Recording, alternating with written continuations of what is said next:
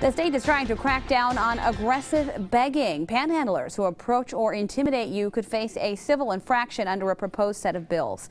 Today, House lawmakers voted those bills out of committee. Susan Alcori explains why some people say it's just putting a Band-Aid on a bigger problem. They dot mid-Michigan's busiest intersections, holding signs and asking for a handout as a way to get by. This man didn't want to talk on camera, but says he spends his days panhandling on street corners in South Lansing, and he tells me he never approaches or bothers anyone. But state lawmakers say some people are aggressively panhandling, so they're trying to put an end to that. We're at a point where in some cases just saying no is apparently not good enough, so we have to create some reasonable boundaries. Under two proposed bills, panhandlers could be fined if they're acting aggressively.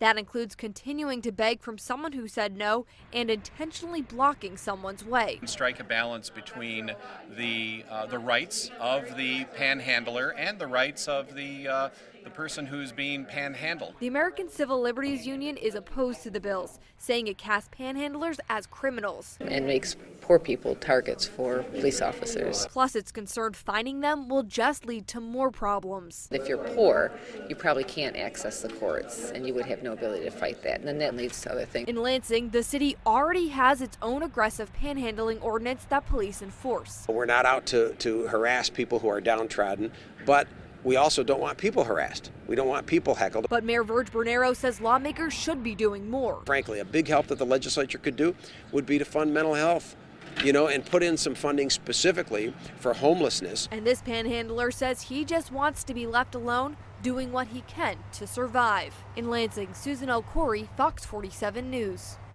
A federal court ruling included begging as protected speech and found state laws banning it unconstitutional. Coming up tonight on the news at 10, we'll tell you what new rule Lansing is considering to limit panhandling.